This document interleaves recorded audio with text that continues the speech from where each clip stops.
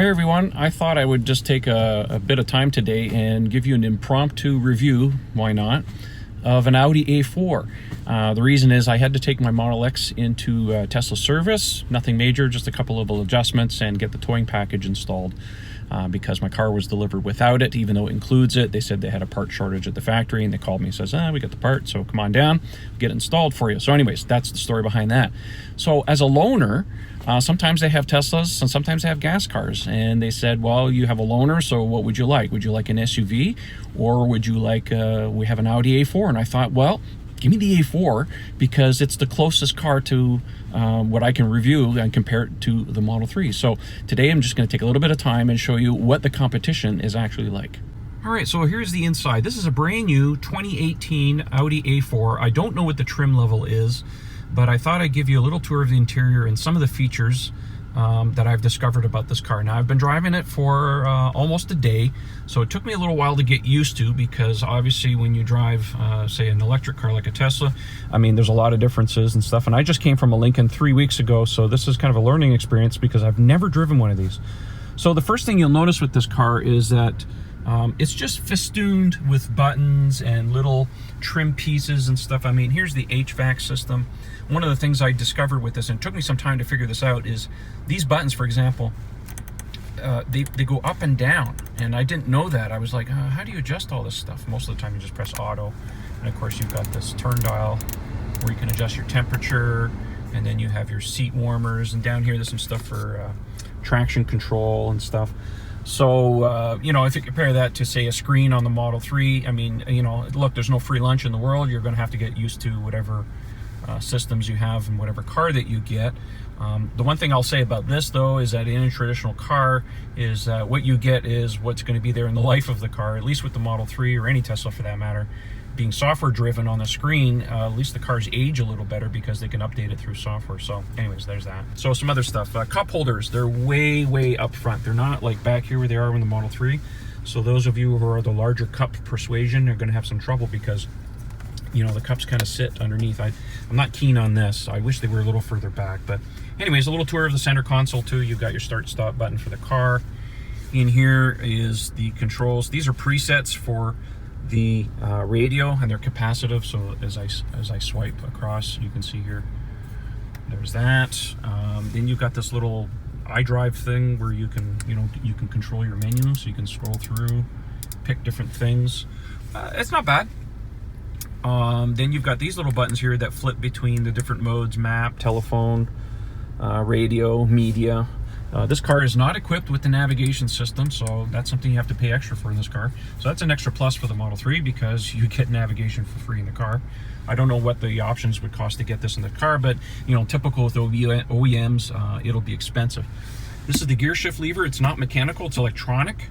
So I like the position. I mean, if you're just resting your arm here, it's in a good spot to be able to put it into the different gears. Strangely enough, I just backed into this position. This car doesn't have a backup camera. Like, what car doesn't have a backup camera in 2018? Anyways, there's your parking brake.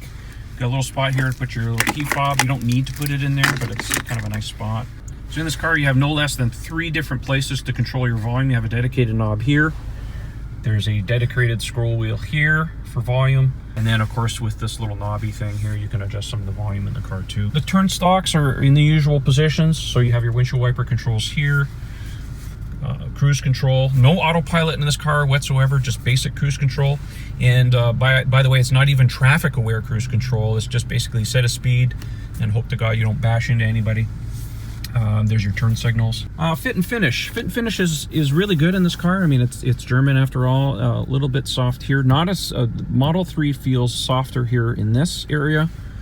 Down in here, not so bad.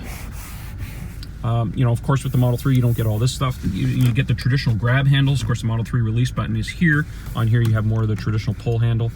Nice little detail here. Once you put the car in park, you get a little red LED so you can tell when your windows or your doors are locked. Not so bad. A little squishy dash. Feels kind of like the Model 3. I think the Model 3 is a little softer than this. This car, of course, has traditional HVAC system, so no electronic vents controls. It's, traditional, plebeian system here. Remove that. It works. Interestingly enough, in this car, there is no center storage in the console, in the middle console, anywhere. I mean, you do have a spot in here where you can put little things, but it's not deep like the Model 3, and it doesn't go all the way through, so that's a little bit of a fail there. 2 USB ports here.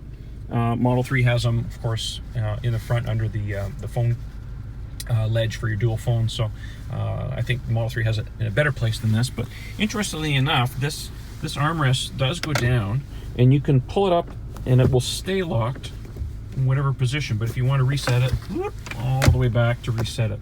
Now, these seats are okay. They're not the best. I find the Model 3 seats to be a lot more comfortable. They have better bolstering than these.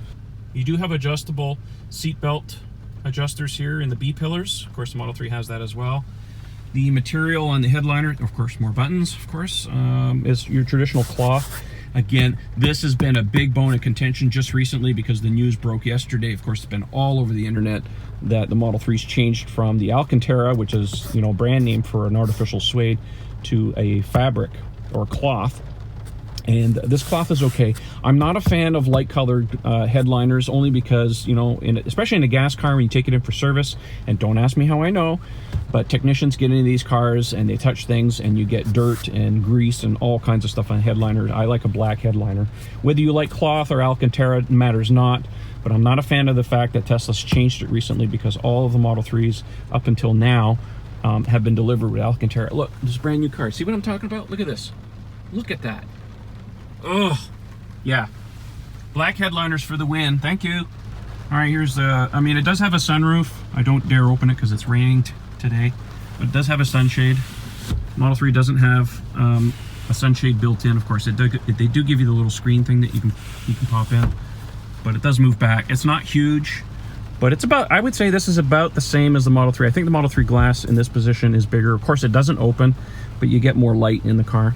And as you can tell here in the back, there's no big windshield for the passengers in the back on this car, but you do have grab handles, something that Tesla does not believe in for whatever reason.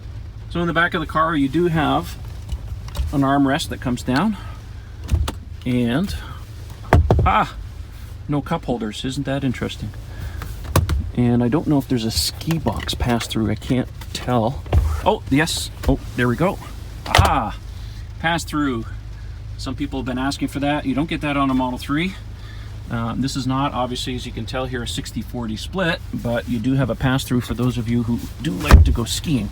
Now here for the passengers, you have some vents for the rear passengers to control their airflow and so on and so forth, and they also have dedicated control for their temperature, something that the Model 3 doesn't have for the rear passengers. Now there is a button on the front where you can turn on the air conditioning system for passengers, but they don't have control over that.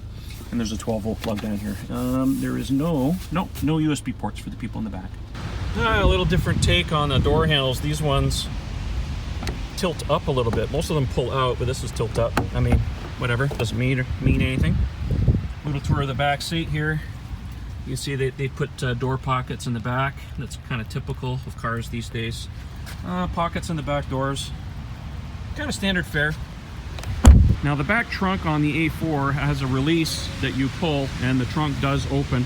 I don't know if it's mechanical or not. No, it's just spring loaded, but it does open on its own. I would say the opening is about the same as a Model 3. Maybe the Model 3 is a little wider down here on account of it being a little squarish. There are some hooks here for compartments. There's a little net here on the side, and I believe there's a spare tire under here. I haven't really looked, but it's a donut. Not too bad, but I do believe that this area here on the Model 3 is a little higher, so you get probably a little bit more room in the back of the car as far as storage is concerned. But you know, most of these cars are all in the same 14-15 cubic foot space here in the back of the car. One thing I do like about the A4, it has a much bigger mirror than the 3, or any of the Teslas for that matter. It is frameless, goes right to edge to edge. It's electrochromic. I don't know if you can see. But anyways, there's a little edge there. Anyways, I like this mirror. I wish this was on more of the Teslas, but otherwise, I'm not keen on all the buttons, but then again, that's a preference thing. And as like I said, at least with some of the Teslas, that they will age better because, you know, we're not dealing with so many buttons. Anyhow, I got to pick up my car. I hope you like this little impromptu thing. I figured, yay, why not? Because I got the car. So at least you're in a better position to understand at least what you're looking for in an A4. I'm going to look online and see what the price is, and I'll put it right here so you can see the comparison between the cars. Again, I think this is a base model, so there's a lot of stuff that I think that you're going to get more in a Model 3, but based on the price, that's for you to decide if you're looking, you know, for comparison shopping. Again, I don't have a BMW 3 Series or Mercedes C-Class to look at the moment. This was just an opportunity thing, so I hope you like what you saw. Anyhow, that's it for today, and don't forget to follow me on Twitter and check out the forum, model3ownersclub.com, and we'll talk to you next time. Thanks for watching.